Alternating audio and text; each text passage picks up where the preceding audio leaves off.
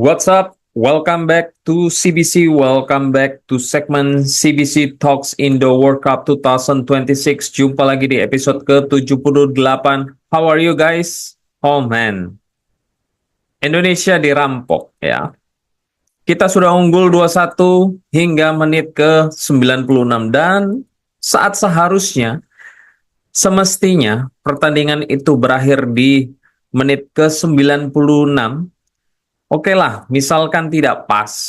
Menit ke-96 lebih sedikit lah, 30 detik ya. Bahkan 97, oke lah. It's okay. Ini di menit ke-98, hampir 99. Padahal bola itu sudah sempat dipegang oleh Indonesia di menit-menit 96 ke atas ya. Tapi wasit tidak kunjung meniup peluitnya. Unbelievable ya. Indonesia got robbed. Referee Ahmad Abu Bakar Al-Shaf, shame on you. This is disgrace. Unreal, unbelievable. Oke, sebelum kita lanjut ke CBC, akan membahas review terkait Bahrain versus Indonesia. Mohon bantuannya teman-teman untuk klik tombol like dan subscribe jika teman-teman baru di sini. Oke, without further ado, let's get started. Kita masuk dulu ke line up ya, yang diturunkan, dan benar sekali kita bermain dengan dua wingback dengan formasi 5-4-1.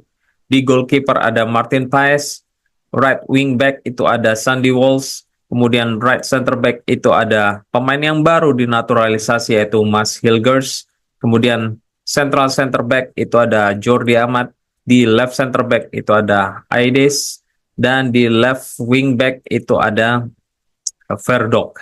Kemudian di winger kanan ada Sturridge, di double pivot itu ada Jenner dan Haye, dan di winger sebelah kiri ada Orat Magun, kemudian di striker ada Rizaldi. Ya, meskipun gambar di sini itu tidak menunjukkan kondisi di lapangan ya guys. Oke, di babak pertama kita bisa lihat Bahrain ini full attacking ya. Dan mereka itu melakukan pressing hingga ke lini belakang dari pertahanan dari Indonesia. Dan Indonesia itu kesulitan build up play dari belakang karena pressing yang mereka lakukan dari pemain Bahrain hingga mempressing kiper dari kita yaitu Martin Paes. Dalam hal ini diperparah lagi oleh timnas Indonesia yang masih belum turn in ya. Sehingga beberapa kali salah dalam mendistribusikan bola dan kesulitan sekali mereka melepaskan tekanan dari pressing yang dilakukan oleh Bahrain. Hingga pada menit ke-15 berawal dari pelanggaran yang dilakukan oleh Rafael Strike, Bahrain ini berhasil mengkonversi gol dari tendangan bebas yang berjarak sangat jauh sekitar 30 meter melalui Muhammad Marun yang luar biasa kerasnya dan membentur mistar gawang sebelum akhirnya itu masuk ke gawang. Dan di babak pertama ini banyak sekali drama ya yang dimainkan oleh Bahrain. Berkali-kali jatuh dan duel-duel ringan yang terjadi itu CBC sampai gedeks. Kenapa berkali-kali? Mereka ini melakukan diving sehingga menghentikan momentum dari permainan dari Indonesia yang membangun serangan, dan dapat terjadi benturan-benturan ringan ya. Tapi para pemain Bahrain ini terjatuh dan making drama, dan herannya tidak diberikan atau diganjar kartu kuning ya. Jujur, selain gol dari free kick itu tidak ada peluang yang berarti karena dari Bahrain, karena solidnya lini pertahanan Indonesia, termasuk beberapa save yang dilakukan oleh Martin Paes yang sangat brilian ya. Sebaliknya di menit ke-47 Indonesia diawali dari Jenner di sisi sebelah kanan itu berhasil melakukan crossing kepada Mas Gills yang kemudian memberikan assist melalui pantulan bola melalui badannya kepada Orat Magun, sehingga dapat si Ragnar ini mengkonversi gol buat Indonesia dan merubah skor menjadi 1-1. Di babak kedua kembali drama-drama yang dilakukan oleh Bahrain untuk memanfaatkan bola-bola mati untuk keuntungan mereka, dan juga tentu saja mereka berapa kali menghentikan pertandingan, ya, menggagalkan momentum-momentum, menghancurkan momentum buat Indonesia untuk membangun serangannya.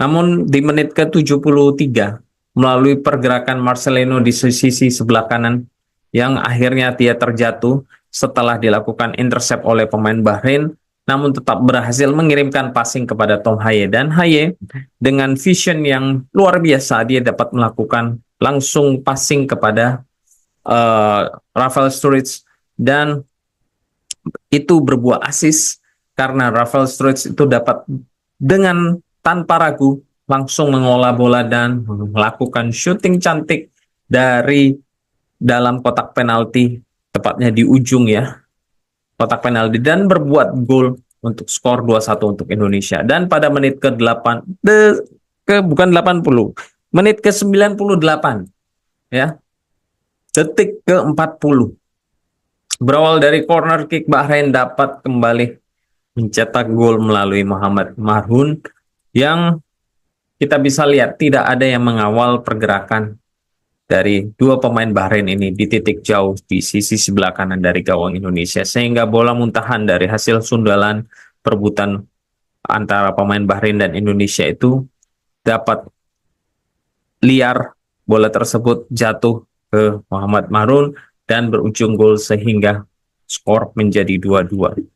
Yang CBC sesalkan, ya, kenapa para pemain Indonesia ini tidak semua turun untuk di dalam kotak penalti untuk menjaga para pemain. Setiap satu orang pemain dijaga satu pemain. Kita bisa lihat dua pemain Bahrain ini tidak terkawal, ya. Tapi balik lagi kita tahu sulitnya, ya, dan susahnya fokus dan konsentrasi di atas menit ke-90. Ya, seperti yang di awal tadi, ya, CBC bilang, dalam suatu pertandingan waktu injury time pada saat itu sudah lewat dari masanya. Misalkan tambahan waktu diumumkan itu 6 menit, ya.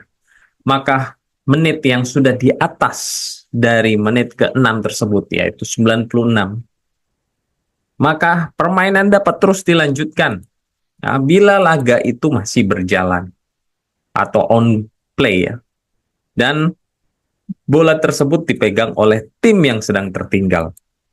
Namun itu pun tidak akan lama, maksimal itu 1 menit. Dan bila belum 1 menit dan bola keluar atau bola mati, maka otomatis laga itu sudah semestinya diakhiri. Dan skenario kedua, saat tim yang unggul itu berhasil menguasai bola di atas menit ke-96 dan posisinya melakukan serangan, maka pertandingannya seharusnya segera diakhiri. Jadi ini jelas-jelas, guys, membuktikan ada indikasi kecurangan yang dilakukan oleh wasit. Ya, jujur saja, sudah fix ini. Dan FIFA sudah harus turun tangan karena CBC lihat tidak hanya Indonesia, ada seperti India dan para timnas Asia Timur lainnya. Kalau saja menghadapi perwakilan dari Arab, entah itu Bahrain, Qatar, dan tim-tim yang lain, selalu saja banyak sekali dirugikan. Apalagi wasit yang memimpin kali ini berkebangsaan dari Oman.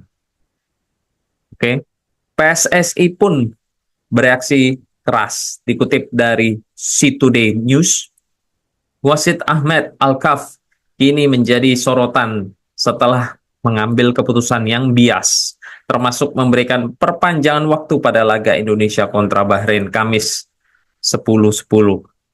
Arya Sinuliga, Ketua Komite Eksekutif PSSI, mengatakan PSSI akan melayangkan surat protes kepada FIFA dan menyatakan kekecewaannya.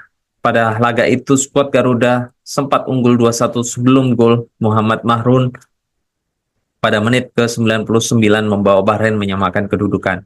Perpanjangan waktu diberikan 6 menit, namun wasit Ahmed melanjutkan pertandingan hingga menit ke-99. Hasil imbang tersebut membuat Indonesia berada di peringkat kelima klasmen Grup C dengan 3 poin. Oke. Mungkin ada sobat CBC yang menanyakan, apakah bisa dianulir pasca pertandingan tersebut? Ya, jawabannya itu tidak bisa. Karena berdasarkan aturan yang dibuat IFAB, yaitu International Football Association Board, Menurut aturan musim 2023-2024, keputusan yang diambil oleh wasit itu bersifat final dan tidak bisa diganggu-gugat. Keputusan wasit mengenai fakta yang terkait dengan permainan, termasuk dengan gol yang tercipta atau hasil pertandingan, itu semua bersifat final. Ya, keputusan wasit dan semua official pertandingan lainnya harus selalu dihormati, dan hal ini ditulis oleh IFAB pada bagian wasit. Bahkan dalam aturan tersebut dijelaskan jika wasit menyadari keputusannya itu dibuat keliru, maka wasit tidak boleh menganulirnya ketika laga sudah berjalan. Seperti halnya pada kasus Bahrain versus Indonesia yang mana laga sudah dimulai lagi setelah gol Mahrun pada menit ke-90 plus 9. Lantas, bagaimana skenario terbaiknya? Skenario terbaiknya adalah pertandingan ulang, ya, di mana proses ini bisa dilakukan dengan cara laporan ke FIFA dan jika terindikasi adanya permainan di dalam permainan, ya, FIFA akan melakukan investigasi lebih dalam lagi untuk mencari bukti-bukti atas pelanggaran yang terjadi. Namun tentu sangat jarang terjadi hal ini di saat pertandingan resmi digelar. Ya, contohnya saat ada handsball oleh Thierry Henry yang membuahkan gol pada kualifikasi Piala Dunia 2010 tidak membuat laga Prancis lawan Irlandia Utara itu harus ditunda. Bahkan Irlandia Utara telah mengirimkan protes, tapi tidak berpengaruh pada nasib Irlandia Utara dan tetap gagal lolos ke Piala Dunia 2010. Namun bukan berarti tidak ada pertandingan ulang. Karena pada tahun 2016 saat Afrika Selatan itu melawan Senegal, wasit Jospe Lamte ini diduga terlibat pada manipulasi hasil pertandingan. Lamte dianggap memberikan penalti yang kontroversial sehingga membuat Afrika Selatan ini menang 2-1 atas Senegal. Lamte dituding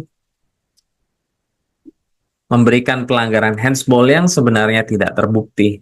Proses panjang akhirnya dilakukan melalui CIS, yaitu Pengadilan Arbitrase Olahraga dan Komite Disiplin dan banding oleh FIFA. CAS dan FIFA sepakat untuk menggelar ulang pertandingan yang akhirnya dimenangkan oleh Senegal pada November 2017 dengan skor 0-1-0-2, di mana hal ini sekaligus membuktikan lolosnya Senegal ke Piala Dunia 2018. Wasitnya sendiri yaitu Jospe Lamte diskorsing 3 bulan oleh CAF, yaitu Konfederasi Sepak Bola Afrika. Namun belakangan, ya ini dilarang memimpin pertandingan seumur hidupnya. So, dalam hal ini, bukan tidak mungkin FIFA ini akan melakukan laga ulang jika wasit terbukti ikut bermain dari hasil investigasi. Dan bukan tidak mungkin juga wasit Ahmed Al-Kaf ini terancam hukuman seumur hidup, tidak boleh memimpin pertandingan lagi. Oke, untuk menutup video CBC ini, CBC mau mengajak teman-teman untuk terus mengingatkan kepada para pemain timnas Indonesia untuk tetap fokus dan tetap semangat, karena kita telah menjalani 3 match dengan hasil yang cukup baik, di mana berhasil menahan 3 tim yang peringkatnya di FIFA rank itu sangat jauh di atas kita, dengan hasil imbang baik melalui Arab, melalui Australia, maupun melalui Bahrain. Dan masih ada 7 tersisa match untuk kita bisa mendapatkan poin di match berikutnya saat kita menjamu 4 laga kandang lagi saat menghadapi China, Arab, dan juga Bahrain. Dan tentu saja, meski kecil kemungkinan, tapi masih mungkin terjadi saat kita bisa berhasil menahan seri untuk melawan timnas Jepang. Karena CBC lihat luar biasa sekali permainan dari Jepang ini saat CBC menyaksikan mereka melawan Arab Saudi dan menang 0-2 ya di kandangnya Arab Saudi. Dari skala penilaian secara permainan, Jepang ini jelas terlihat permainannya itu sangat jauh di antara 5 tim lain di grup C ini. So, kalau seri melawan Jepang pun, ini sudah suatu prestasi tersendiri buat Indonesia. Oke, that's all di episode ke-78 kali ini. Don't forget to support channel CBC ini by subscribe, like, dan share. Thank you for watching. Take care and keep the blue flag flying high. Come on, you Blues.